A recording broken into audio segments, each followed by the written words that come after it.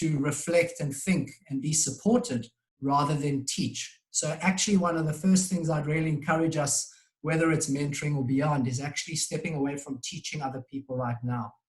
It's a default that some of us move into when we are in crisis ourselves or the people around us. And that'll come to one of the points I speak to, which is about listening rather than rescuing.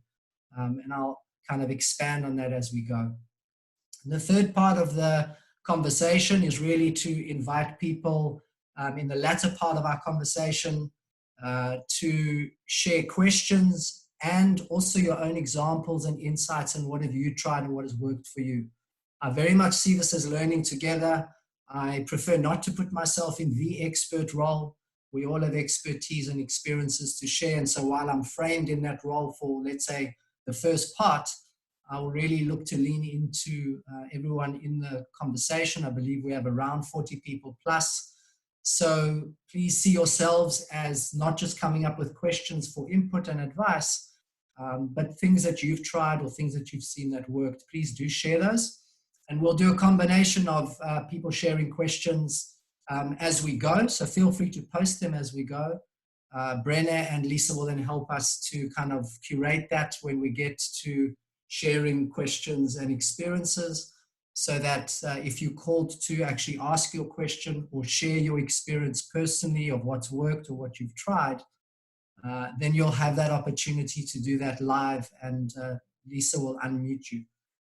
Personally, I also would like that, because then it helps me feel that people are engaging more directly and I'm not just speaking to everyone on mute, right? It's a really, I don't know if any of you have presented yet, but it's a really fascinating world when there is literally an echo chamber with mute on the other side. So just good for me to know that people are still awake and interested. So feel free to also comment and share as we get to that part. So the first thing I want to say actually is that I think that as we navigate this time, and most of you, I think, if not all of you, are in South Africa, moving into, I think, your 6th week. For us in Israel, it's our 7th week. For my daughter, it's her 8th week at home. And I think we use the word crisis now for quite a while. And I would encourage us to start thinking a little bit beyond crisis. I think we've entered the crisis and been there for a while. I think we've moved into more of the trauma and are moving more into the trauma of what we're all facing, personally, professionally, socially, politically, whatever it might be. It's a trauma that is a big, heavy cloud hanging over us because there is no clarity. And the sun hasn't quite started coming through. And when it does, it changes quite quickly. Or the model in one country doesn't fit the model in another country, right? So I think the first part that I really want to emphasize when we are mentoring people, when we're working with them, is to understand that the first part of any crisis is about being able to contain the structure, the framework, and be able to help people at least be contained to some degree emotionally and psychologically. Predominantly, though, in the first part, it's around helping them mobilize and helping them focus to take some form of action or feel like they have some form of control. That helps to build some momentum. As we deepen into this crisis and into more of the trauma, the frameworks and structures that we continue to offer move a little bit more into the background. I would suggest that we move much more into an emotional, psychological containment. And this is true of trauma as a general field, and it's certainly true when we are talking about people's businesses, their livelihoods, their family dynamic, their loved ones being in different parts of the world and country, and even if they're around the corner, they can't visit them. So I think it's important that we don't underestimate the trauma that's happening around us. And then it's really important to not underestimate the trauma that's moved from crisis to inside of us and how we are navigating it ourselves. So the first area that I would emphasize, kind of starting to look into maybe some of the tips or some of the areas I would say are important to consider focusing on. The first is, where are we placing and putting our attention? So I'd say paying attention is probably the first and most important thing in my view. Other people have different views, but this is my perspective and my experience. And so when I speak about attention, we typically would look at, where's my attention going outside? And we'll come to that in a moment. I think what's even more important is where's my attention going inside? And how am I allowing, or what am I using to either numb that introspective, quieter, sometimes frightening and desperate space, or grateful, positive, optimistic space, right? We all have, if you like me, and most of you I'm sure are, you can go through many more emotions than you used to in a much shorter time in the same minute or two, right? It's like the intensity, the magnification, the amplification of our feelings, our experiences, our thoughts, our projections, our reflections on the past, and being in the present is pretty challenging right now. So for me, the first and the central part is paying attention to ourselves. And when I pay attention to myself, then I can navigate and modulate and operate better in my field and circumference of my own ecosystem, let's say. And we'll expand these ecosystems as we go out. So that ecosystem is, how's Gavin today? What does Gavin need right now? And what's going to help him navigate through this day for himself, for his family, for his business, for the people he's working with, etc., etc. So I think that element of paying attention starts with looking inside. For those who might not be familiar with one example, you've all heard of Mahatma Gandhi. One of the things that's striking about him, and I've read quite a lot about him over the years, is that during the time of the most heightened political, economic, social unrest in the country, when India was in the process of gaining independence and then actually splitting into East Pakistan and India, what he used to do was take a day out every week to be quiet, to meditate, and to introspect. Now, Gandhi is just something we might hold out as this incredible human being, which of course he was. But if we take the legacy of that, where in my day and in my week can I create and find places that help me pause, reflect, be quiet, so that I can actually be present for other people? Because if I'm not able and I don't create that space, then what I will start doing is create what we call transference and counter-transference in psychology or coaching words. And in a very simple kind of explanation for those of you who kind of take it away from the technical, it's just Gavin getting out of the way of the person that he's with so that I don't project my stuff onto them, put my own stuff onto them. And similarly, I don't take on what's not mine. So if I'm working with a small business owner right now who's struggling with cash flow, worried about how he's going to help or she's going to help the people that are working for this company for the last 10 years that are reliant on this company, and I'm sitting there worried about the same situation in my context, then I can get trapped into a transference context where I start bringing my own narrative and my own story into theirs. So paying attention to myself being the center starts moving into paying attention to the other and listening to them. Before going to the second element, just to emphasize maybe some of the things that I've found useful and people that I work with have found valuable. And I'm very happy to share some resources if people would like more on this. I've been posting a few things on LinkedIn lately and a few articles. So if there's an interest, Lisa, you can let me know, or Brenna, and I'm happy to share some links that you can have a look at. So I've been working virtually for a long time. One of the things that I do is I make sure that I have gaps between my meetings. And where I have back-to-back meetings, then I make sure that I build in a 5-minute break and I let the person know that's coming up for my next meeting will start at 5 minutes past. And I use that 5 minutes very, very deliberately. I do it in different ways. Sometimes I need to move my energy because I've sat with a client this morning, single mom, 2 young kids, husband passed away last year, mother-in-law's living with her as cancer. She stepped into a new role 3 months ago. We've been working together for 2 months. She gets into the call and the first thing she says, I'm overwhelmed and I'm under severe pressure. As soon as she says that, I have a desire and a need to help her. So unless I'm navigating that well, I'm going to get pulled in. So the first thing is I pay attention to myself. The second thing is in my break, I know between that call and the next call, I'm going to move my energy. For me, I'm very physical. I'll go and skip. I'll do some push-ups. I'll go on my balcony, get some fresh air. I might, which I did now at lunch just before this call because I'm an hour ahead in Israel, 5 minutes, put my alarm on, close my eyes, rest, 5 minutes, just for me, just to kind of scan my body, clear my space. Everyone will have their own ways, but these are small little practical things that we can do. All of us have practical things that we do to get away from the moment. That usually involves scrolling another news feed, another Facebook, another email, another WhatsApp. And those are all there. In this moment, what do I most need? I need to pause and be prepared for this ORT Jet call. So let me take the 5 minutes rather than answer my cousin who just pinged me and said, how are you doing? I haven't spoken for a few days. Let that wait. So that's the kind of taking care of myself part. And there are more examples I'm sure everyone has on what they do. What we mostly do though is we don't want to be uncomfortable, so we find ways to stay away from being present in this particular moment. And the knock-on effect then into the second category is that we then struggle to pay attention and be present with the next person that we're with. And so when we're mentoring, and you can include their leading others, whether it's a parent or a business, if I've not created that space for myself, then it's very difficult for me to pay attention to the other person and truly listen. And so then I start rescuing and taking over the conversation. Because as soon as the other person gets uncomfortable, then I feel like I need to come up with a solution and with an answer. And particularly when we're mentoring, because we typically have more experience, more exposure, more skills, more networks, more things we've tried.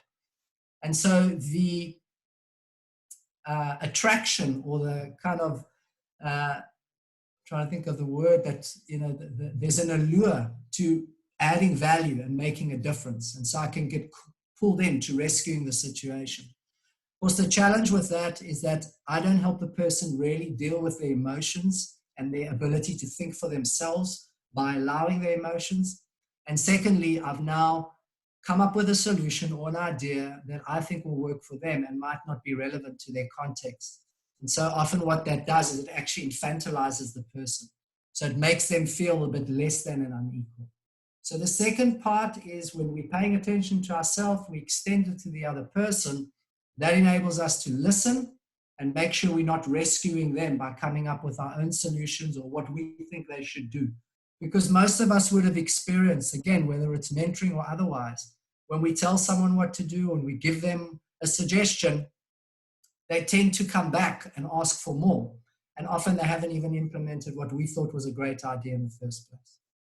So actually, when we try and rescue someone, we actually get in the way, we block their ability to think, we block their solutions, and we block their way forward.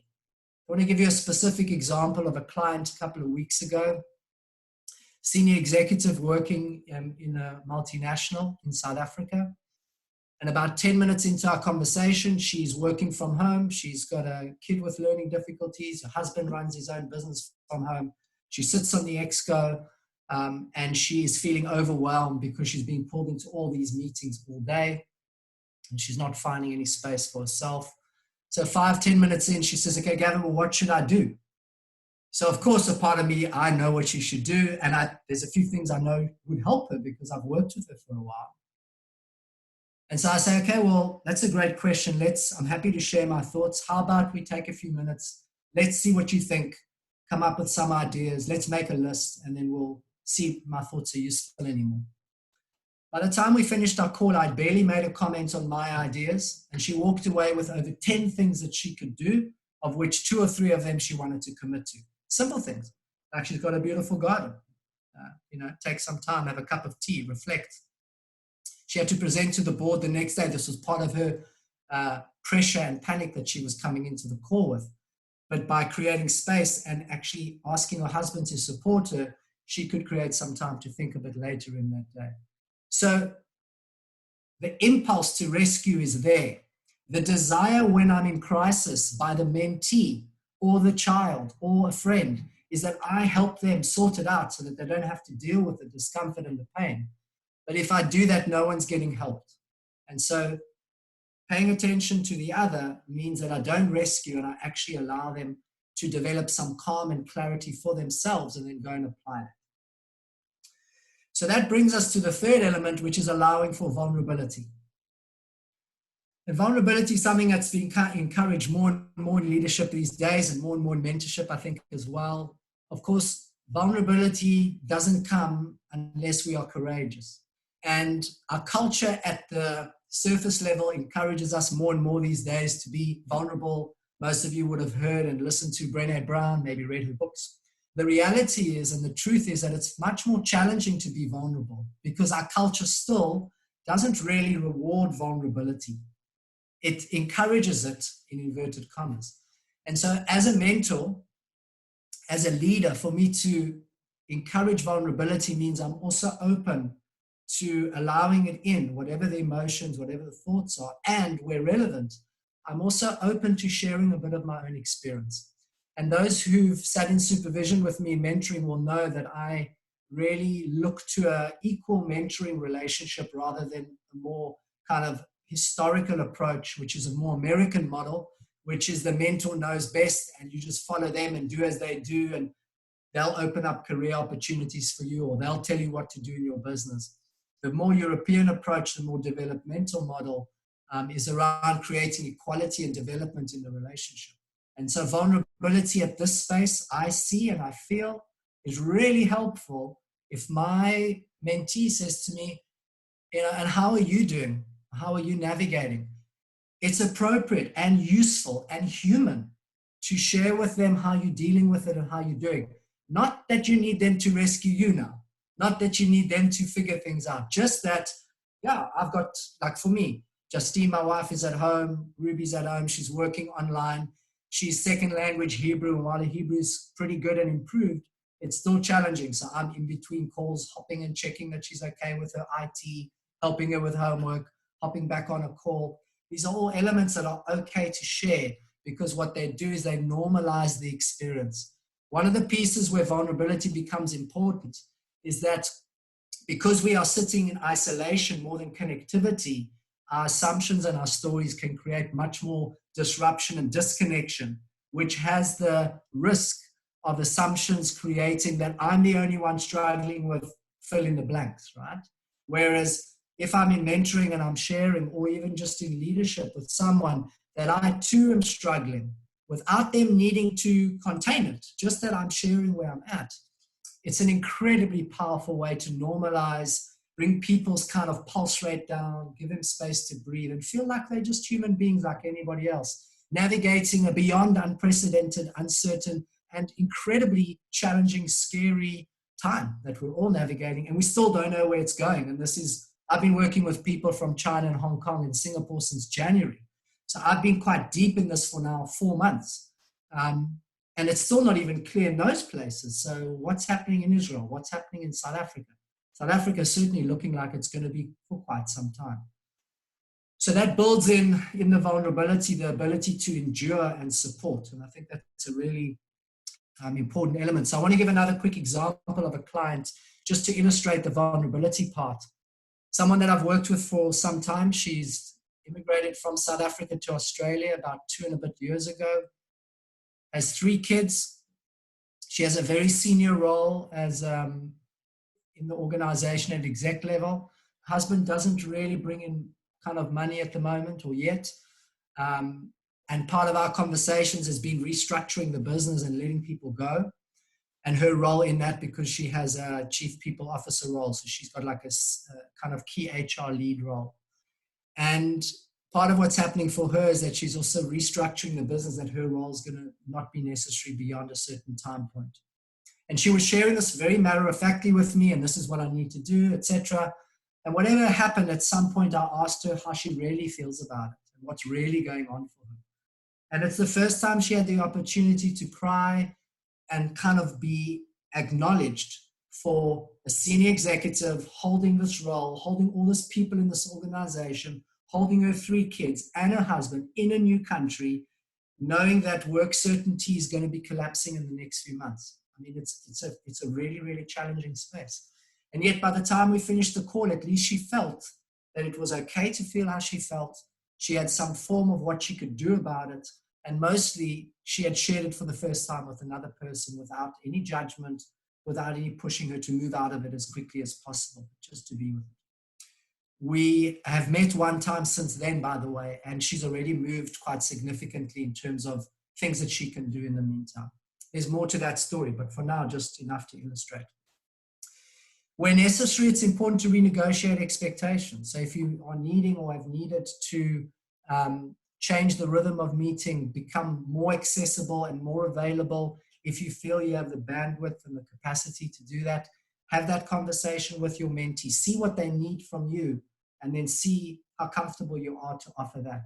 So with some clients, I've had more availability for them to reach out on WhatsApp with voice notes or just WhatsApps. If they really need to speak, they reach out. And some people have said, great. And other people have said, look, I'm full today. I don't have the space. When can we make another time? I've reached out to some clients that I've finished working with just to be in touch with them. Some of them have responded and had calls with me. I've made myself available. I want to be really clear though, I only made myself available after 3 or 4 weeks of this crisis hitting more globally. And the reason for that was, number one, was there for me. I needed to pay attention to myself. And I wasn't in a place to take on more than my bandwidth and capacity allowed me for a few weeks. I'm in a space now where I can. Fortunately, 1 or 2 of my bigger projects are closing off, so I have that bandwidth. So recontract and renegotiate where necessary and where valuable. And as I mentioned, be accessible and available, and reach out and connect, stay in touch in as much as you think is needed and as much as you feel that you've got the capacity and the bandwidth to do so. And then the final point I want to emphasize, and then I'll pause there, and then if people are ready, let's go through a few questions for reflection. Help people focus and bring clarity to them. So there is so much out of our control in any given day, but at the moment it's just amplified and magnified beyond, right? So much of our news feed and our restrictions. I mean, you can't even decide if you want to go for a walk or not, right? There's a certain time now allotted. A few days ago, you couldn't even go out. So the locus of control shrinks quite significantly in our world around us. How much that affects our mindset, our emotions, and how we lead ourselves and the people that are in our business is important to bring back onto the table. And so focusing people's locus of control and helping them gain clarity around what are you paying attention to and spending time on that's out of your control. How do we minimize that? How do we shorten that? Simple thing. How many videos are you forwarding from WhatsApp? How many are you getting? How often are you checking Facebook or the news? Simple things like that can actually regenerate your energy quite quickly. And then bring control to, okay, where do you want to focus? What's important? What are your 3 priorities for today or for the week? And how do you put those into play? As a mentor, you can play a significant role in helping people focus on where that locus of control is. So those are some of the core tips or areas that I think are significant. I'm sure there are others. There might be others that are even more important, but these are the ones that stood out in my reflection. So I'll pause there just for a moment. Firstly, just to let myself catch my breath. And then secondly, if everyone's happy for me to move on to taking you through a few questions, probably about 10 to 12, 15 minutes of that. And then that'll give us some time in the end to reflect together and share some questions. So if there are questions at this point, I'll pause. You're welcome to ask them. Otherwise, I'll take you through a few reflection questions.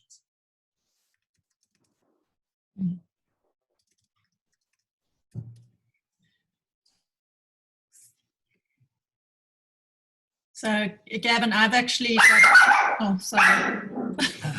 Someone else has got a question as well. I've actually got a question. Sorry, you'll have to excuse the noise in the background.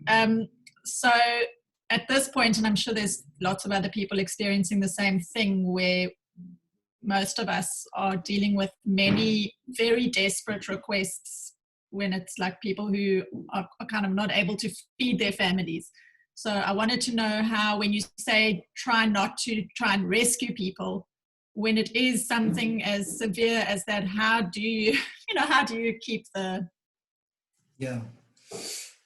Look, I'm sure everyone's got their own thoughts on this. My personal point comes to the first and the last point that I shared. The first is paying attention to what I'm capable to hold and to engage in energetically, financially, emotionally. And secondly, where's my locus of control? And so rather than feeling desperate and that there's so much to do and I can't do X, Y, and Z, if I feel that I've got a locus of control where I can influence 1 or 2 people and help them in this way, and that's okay for me, and I'm going from a place of my values being aligned rather than feel guilty or bad, because that'll drain my energy, then I will engage it. So I think each person will have their own awareness. One of my colleagues wrote a really good LinkedIn article recently where he said for the first 3 or 4 weeks, he just shut down. He took time out for 2 weeks after the first week where he was getting inundated. He's a psychologist and a facilitator, and one of the top facilitators around, I would say. And he realized every time he jumped onto a call, he was just getting tighter and tighter and tighter and more emotionally challenged. So there's different levels of people's desperation. And I think each of us, I know for me, I need to determine what's possible and what's not, because I can also run around trying to help other people. And then I'm also running away from myself and my own needs right now as well. And that can have its own, I think burnout's around the corner for many people in this trauma space as well. And so, again, navigating and managing ourselves, I think, is really, really important. So I'm sure there's more to that, but that's what I would share at this point.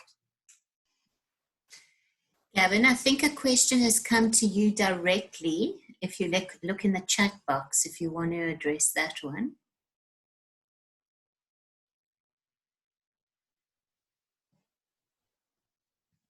Yeah. So I mean, I think the reality is that no one really knows. I mean, if you buy into one or two conspiracy theories, you might believe, a few people might know. I think the bottom line is that what I'm focusing on and what I think is important to focus on with people who are asking this, whether it's myself or others around me, is the opportunity to get more comfortable with discomfort, the opportunity to get more comfortable with uncertainty, ambiguity, and the unknown. I mean, life is that. That is what our world is. What's happened in this context is amplification, magnification of what really is the world, nature, right? We think we have certainty and control until it's pulled away. So right now it's been pulled away. Our world responds with control. Our governments respond with control. Our systems, our economic systems, our business structures have rhythms that tell us this is how you do things and you'll get successful, or you'll get the answers, or you'll get... Right now, we don't have any of those. And so the most challenging part is to turn inside and then support other people who are asking these questions to actually be able to sit with them. So we don't know. But that's the locus of control part. Even though we don't know, what can you do just today? And how can you plan out maybe today and the week, etc., as that might adapt based on the certainty that might come. But I think the uncertainty is a rabbit hole if we're trying to give ourselves and other people answers. I think it's a robust building of endurance if we enter into it to say, how can I get more comfortable with discomfort? And I'm not suggesting for 1 second that this is easy. I was on a podcast recently where we spent quite a bit of time talking about becoming more comfortable with discomfort. It's very challenging. Now, those people who have been spending time over the last few years, 10 years, 20 years, whatever it might be, building mental muscle, emotional muscle, psychological muscle through meditation, through prayer, through journaling, through any other forms that have enabled them to deal with this type of anxiety and discomfort, are better placed than other people who are, for the first time, going, okay, I don't have alcohol, I don't have cigarettes, I don't have parties, I don't have whatever you don't have to numb or take you away from the discomfort. Now to sit with it, the amplification of that is absolutely frightening, there's no doubt. But each person, if they can do 1 push-up today, they can do 2 tomorrow. And so my view and my approach with people I'm working with, again, whether it's mentoring or coaching or just socially or friends, neighbors I bump into, is to hold the space for people and then say, well, okay, what can you do in this space? Because it's not helpful for me to turn back and say, you don't know what to do, I don't know what to do, let's complain. I know that's easier. But for me, the harder choice is the one I want to make, which is to build more capacity, more ability to navigate the uncertainty. And I think this is just the beginning, right? So if you read some people's writing, if you follow people like Yuval Harari, for example, or you read some of what's coming around the corner with digital transformation, this is the hockey stick they've been talking about, and we're on that curve. We don't know what it's going to look like in the future. So the more I can build capacity in myself to navigate this, the better I'll be able to help other people navigate it. But it's a big question. I hope that answers some of those questions that we shared. It seems that maybe it's just useful to go with a few questions for now. If that's what Lisa and the others feel, then we can do that. I'm happy. I can always share my questions I would have shared via reflection on an email to you, Lisa, which you can distribute with any other resources people might want. So, yeah, if people want to ask more questions, you're welcome. Should we follow the chat box then? Or, if anyone wants to share their question live, feel free to just, raise your hand and unmute yourself, or wait for Lisa to unmute you. So, Lisa, you're still muted? Sorry, new to me. There's no other questions in the chat box at the moment. Correct. So if there are no pressing questions from the group, then do you want to go to your reflective questions? Yeah, I think that would be great. Okay. And as I said, I'll take you through a few of them, and I'm happy to share them afterwards if people want to think about them. One of, maybe just to link a final point, when we pay attention to ourselves and others and really are kind of tuning in, we tend to ask much better questions. So I love questions. I'm very passionate about them. So I'll ask you a few of these. I will share them with Lisa so you can reflect on them. If you want more of these types of questions, I'm happy to share with you via some other resources. And again, some recent LinkedIn posts that I've done and videos. I've also shared a few questions in there that I think are useful, and people have shared feedback that they've been useful. Okay, so the questions are framed in two different levels. The first is for me as a mentor, as a leader, as a parent. You can take all three of those categories. You can take one of them, up to you where you focus. I know the lens is mentoring, so you might enter it from there. But if you're also on the call and you're not actively mentoring right now, or you just joined because you're interested in mentoring, then you can reflect on it as a leader in the business, as a parent, whatever you might choose. The second layer of the questions are more for yourself as in your mentoring, so the mentoring of another. And again, it can be your parenting or your leading of another. So I'll go through each question. I'll give you approximately a minute or so. I really want to encourage each of you to take some time to make some notes as you go. So have a pen and paper. If you want to prefer typing it up, that's fine. We do think better when we're writing, but if you prefer to type it up, that's fine. And if you find that you didn't get enough depth on a particular question, there wasn't enough time, I will share those questions again. Okay, so I'll kind of go at a pace of around a minute, and just bear with me because I don't have any feedback really from anyone. So if it's a bit too slow or a bit too fast, apologies up front, but I'll do my best to pace that. So the first question, if I look at myself, how am I navigating this crisis, and then in brackets, trauma that's emerging? How am I, as Gavin or whoever you are, how am I navigating this crisis?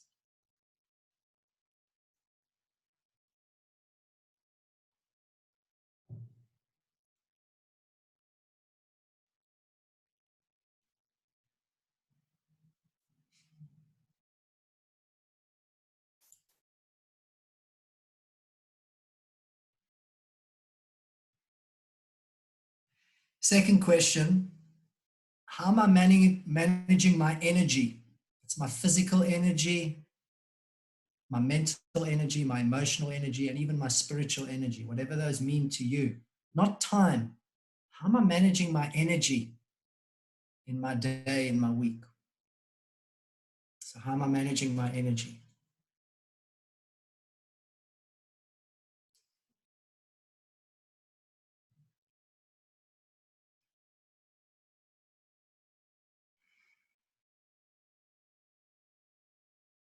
Next question, what am I doing well and want to continue doing?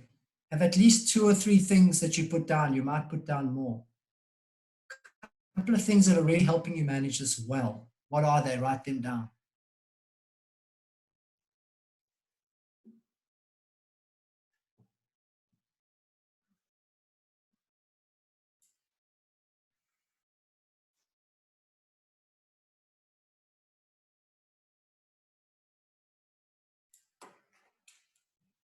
Next question, what could I do less or stop doing?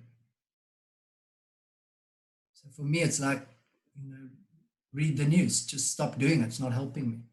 What could I do less of? Maybe for you, it's drink less coffee, or we're all binging on Netflix, I have no doubt, but maybe binge a little less, whatever it is. Okay, so 1 or 2 things to stop or do less. Client of mine the other day, said, you know what, I could actually take lunch with my family. I'm not that, I mean, I am busy, but I can actually plan my calendar next week to take lunch breaks. So one or two things that you could do less or stop.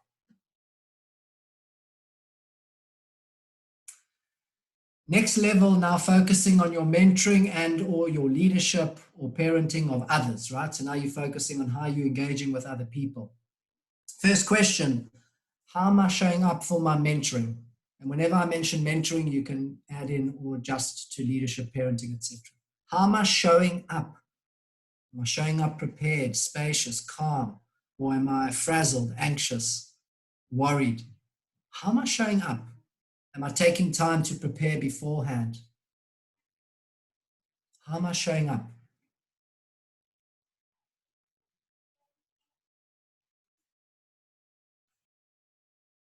If you put yourself in your mentee's shoes now, what does my mentee most need from me?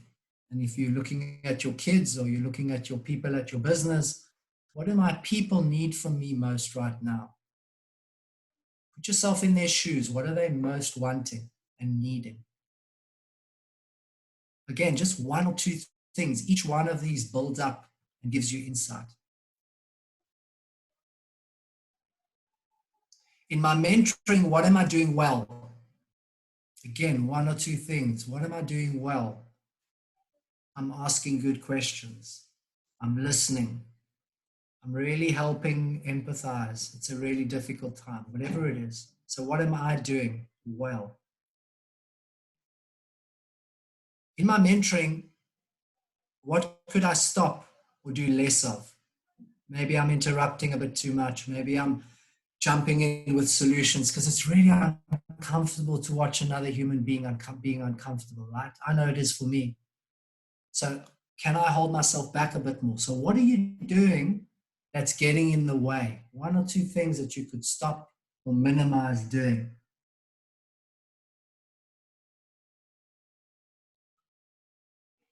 Next question, what's my attention like?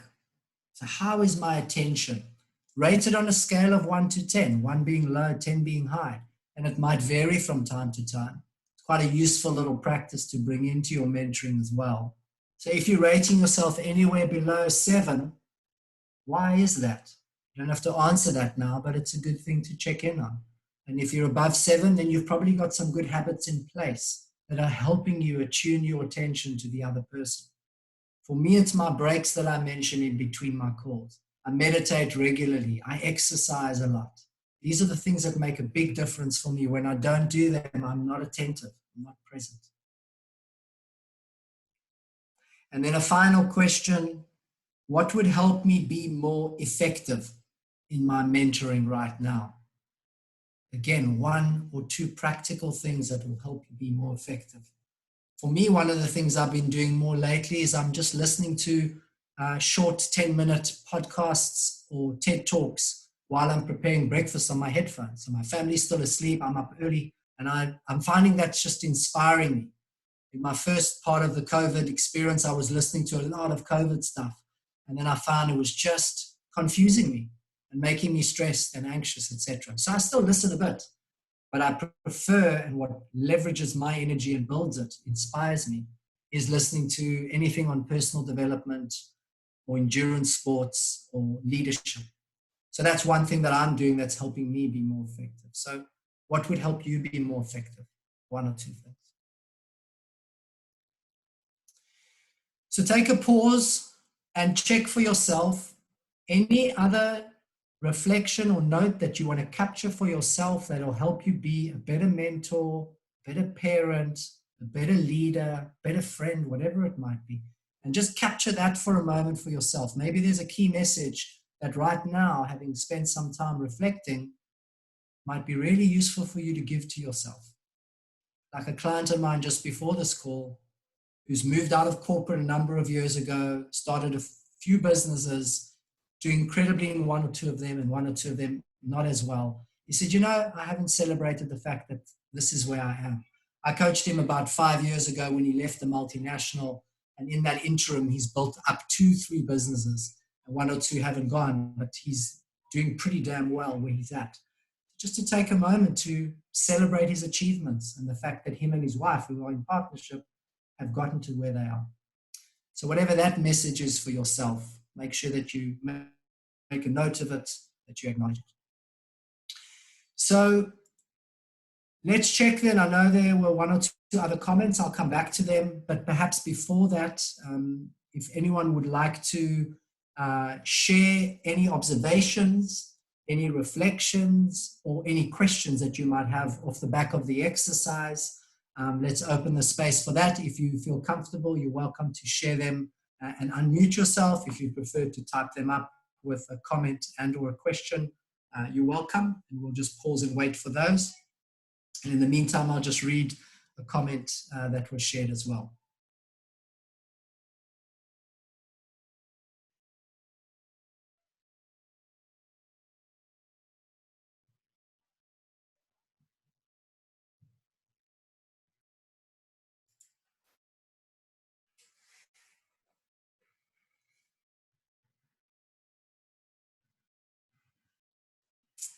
Okay, so the floor is open. If anyone would like to ask a question, share reflection, share an insight. If you've gotten what you need and there's nothing further for you, then that's fine. We'll just hold the space open for the time that we still have. And yeah, so Selwyn, you're welcome. If you want to unmute yourself, go ahead.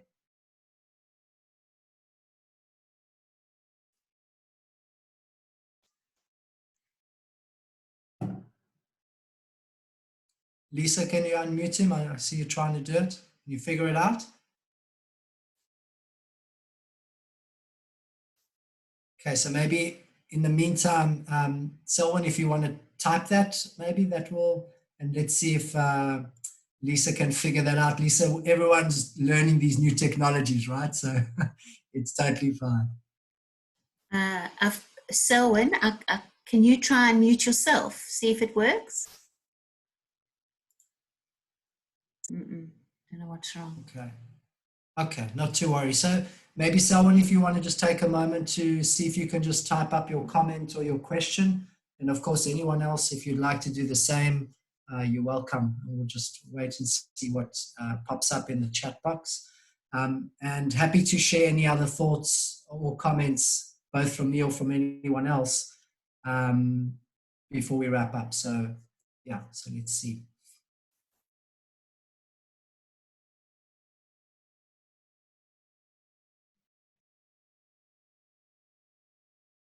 So when you say, okay, great, we've got someone who's live. I actually haven't got a question, but there is something that I'm asking myself. If I took all these reflection questions, how the person who I'm mentoring, if I actually present it to them and ask them to score me, what they would be saying, not what I would be saying, what they would be saying, and possibly listen to that and then work further using that as something to actually guide me. Yeah, I think that's a fantastic idea. So I would, there's a couple of elements that's very powerful in there. The first one is that I've done this on my own to reflect on how my mentoring is going. I'd love to hear from you and hear the questions. Let's go through them and it can be swapped. So what that does is it creates equality in the relationship. It creates a willingness to give and receive feedback. It creates an openness to vulnerability, which creates a gateway into learning. And it also creates an opportunity to build from there. I think that's incredibly powerful. And that's fantastic. It's a great way to use that. And obviously feel free to add other questions, adapt it.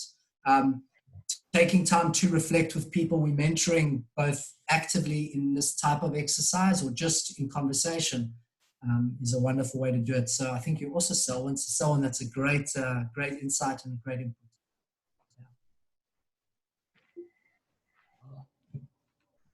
I think, there we go. Sorry, I had the wrong Selwyn. There's Selwyn Greenhill.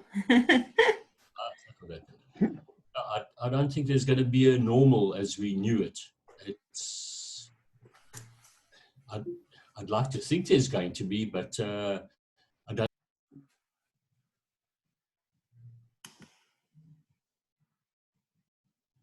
So when you've gone back to mute.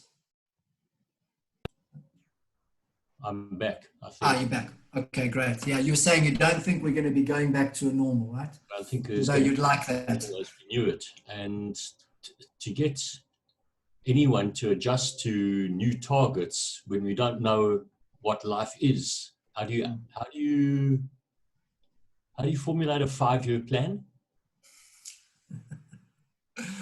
Such a great question. Yeah. So I won't even begin to try and assume that I know how to even answer that question. I think that what's becoming more and more evident is that some of the structures and the rhythms that we become accustomed to are becoming less and less relevant. And we don't know what the new blueprint's going to look like. But my guess and my sense is it's going to become more and more behavior leadership based rather than metric measurement based. And there will always be the measurement of profits and all of those things. I'm not saying we can move away from that. But I think the ability to build a curious growth mindset, for example, or build the ability to adapt and be agile in uncertain times, these are some of the fundamental leadership qualities that are going to determine sustainable, successful business leaders and businesses in the future versus maybe someone who has done really well with a formula that's worked. And now that formula is no longer actually going to work because either that market is disappearing or disappeared, leisure, travel, retail, or it's being redefined, going back to retail. And so how do I position myself and my business to be ready for the opportunity? So like we know, based on history, and history always informs the future in some way, is that when something breaks down, there's the opportunity for the new. A 5-year plan, I don't know if anyone can do that right now, but I do believe that there are seeds and structures or pillars to a building that can be created or built from that will set us up. And I do quite a lot of work with Microsoft. And I mean, it's a big example, but I think the principle is the same.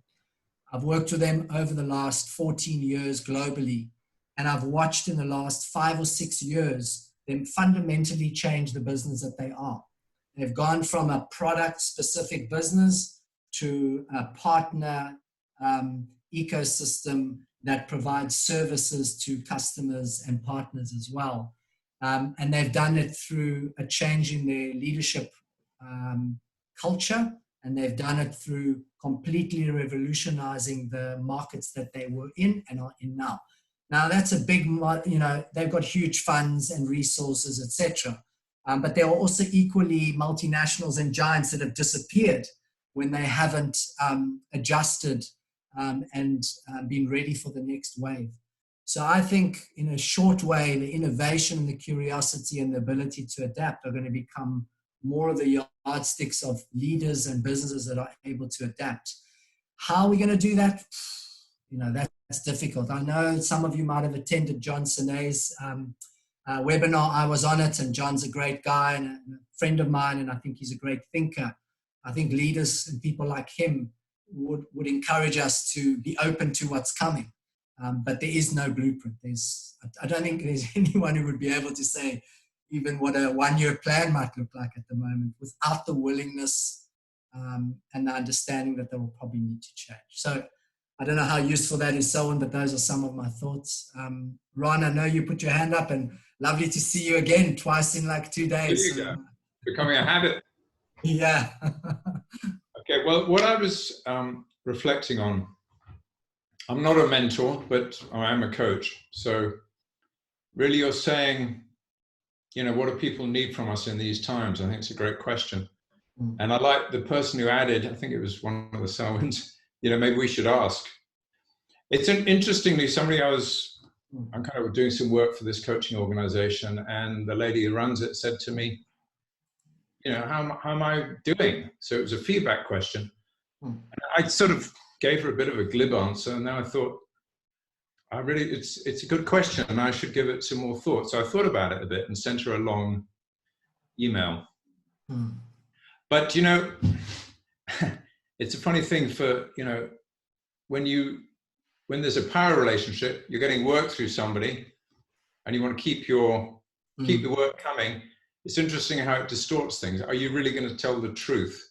I think there's another layer which sort of relates to your last observation. I think, and I'm thinking of, we're mentoring some of the leaders in business. They've got small companies or whatever. They're reinventing or redirecting their company, and there's a strategic context. At the same time, they want to look after their people, and there's a bit of a tension. Am I a people person, or am I a strategist having to make some difficult choices about where I take this, all of which have implications for people? And I'm just aware of how torn we are.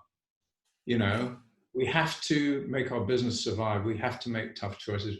We have to find new directions. And every steering of that ship has implications, for our staff. So there's a real tearing, I think, at the moment. Yeah. Just noticing. Yeah, and maybe just to add on to your observation, because there is no blueprint and because no one's done it before us in this context, we think we don't know how to move forward. I think if we investigate some of the historical times where people have navigated sudden dramatic change, we'll find that there are some recipes and formulas there. I'm hoping that those become more and more mainstream and more accessible. But I have no doubt that ingenuity and creativity will help us navigate. I mean, it's so difficult to navigate people, to navigate readjusting a business, and maybe in an industry that's less relevant now as well. Gavin, if I could just add a bit more. Sure. So really what you're saying to us is be centered, be resourceful, be a calm place, because that's what we need to bring to a client. They need to be in that thinking space. And I think if we're not in that calm place, we're not going to think broadly enough. We close down to that fight or flight constricted place. We will close down and they will close down. And so I like your message, get centered, be present, and then you do your best thinking, which is what we really need right now. So thank you. Yeah. And then, as I mentioned also, where relevant, you can share your own experience of how you challenged through this process and this time and what you've tried and what's working, and you can dialogue that. But always off the base of them thinking first as well. Yeah, thanks, Ron. Cool. So let's just check if there's any other comments. There's no other outstanding questions. So I think we've covered everything. So maybe just from my side, just to Lisa and Brenna, firstly, to thank you, firstly, for inviting me, but secondly, just for the incredible creativity and also support that you've continued to offer through the weekly webinars that you've been offering, and the important work that you and the mentors are doing through such a volatile, hard time. And I've really enjoyed being with you. So thank you. Brenna, I think you were going to wrap up, so I'll hand over to you.